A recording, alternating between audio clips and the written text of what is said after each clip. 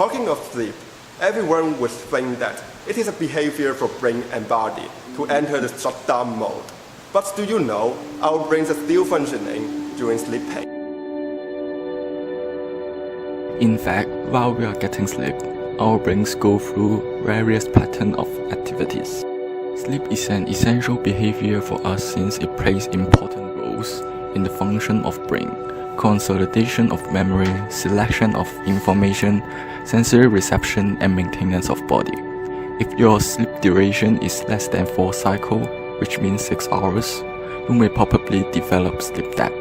Based on the American Sleep Association and Tabbner's nursing care theory and practice, sleep debt refers to the cumulative effect of having insufficient sleep, and external factors like physical illness, drugs and chemical substance, alcohol, and lifestyle factors may affect the quality and the quantity of sleep and eventually lead to the sleep debt. So, what is the main reason for a large amount of students having sleep debt? Would the use of battery devices be the main reason for that? Let's go through our university and discover it. Today we are going to do an interview at the university.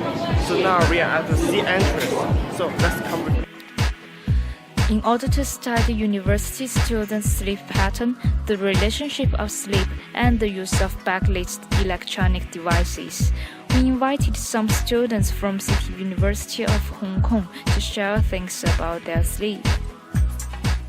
About my sleep? Yes. I always go to bed at about 12 o'clock or sometimes 1 a.m. or 2 a.m. and I will wake up at about 9 a.m. I think. So always I sleep for 8 or 9 hours per day. And I think that sleep is really important for me because if I don't have enough sleep, I will not concentrate on my study or work the next day. We found that the sleep pattern of the interviewees are relatively stable. Also, all of them thought sleeping is important because it's simply a way to rest and recover energy. Some students also report the influence of using electronic devices before bedtime. Let's listen to her. Sometimes I will use my cell phones before I sleep, and mostly I think it's only 20 minutes to 30 minutes. We discovered that nearly every interviewee did use electronic devices before sleeping. The surroundings, which includes electron gadgets, were likely the generalized factor that affects their sleep quality. Normally, when we are in dark environment, the pineal gland in our brain will produce a substance called melatonin, which is a hormone and also an antioxidant. This substance helps to regulate our circadian rhythm, telling our body when to sleep and when to wake. However, when we use electronic devices at night, our eyes are easily exposed to the high intensity of blue light. Photoreceptors on our retina are light sensitive, and their function is to transmit light signal to our brain. When we gaze at the luminous screens, our brain will sense that we are in bright environment. Consequently, the concentration of melatonin drops and leads to distortion of circadian rhythm. That's why using backlit devices at night extraordinarily disrupts our sleep pattern.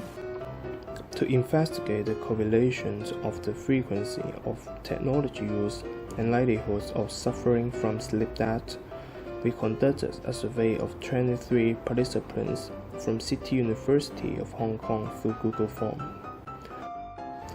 The chart shows that almost every participant used screen devices at night. Among them, 95.5% of them used smartphones, 63.6% used computers, while less than 20% used the other devices for each. It seems that smartphone and computer are the two most popular electronic devices that participants used at night. For the time spent on screen devices per night, 54.5% of participants claimed 1 to 2 hours.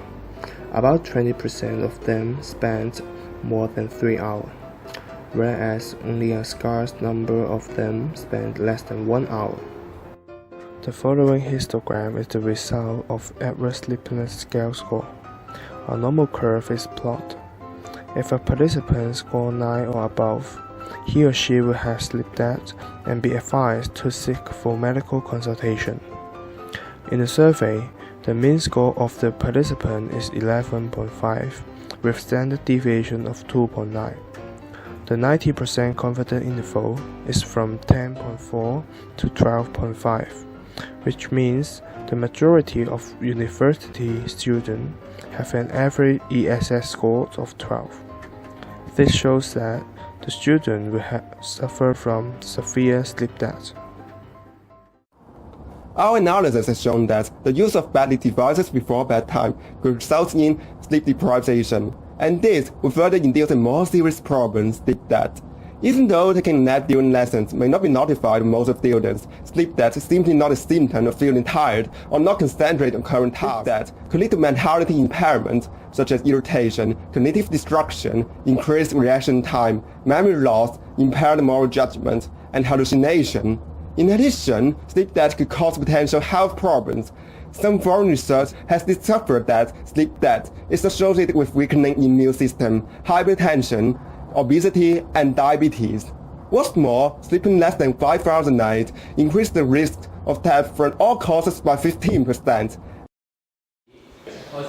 Prevention methods against sleep deprivation while using electronic gadgets.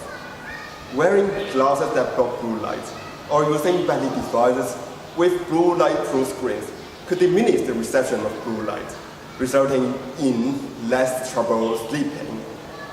Yet, the most preventive way is to limit the technology use before bedtime.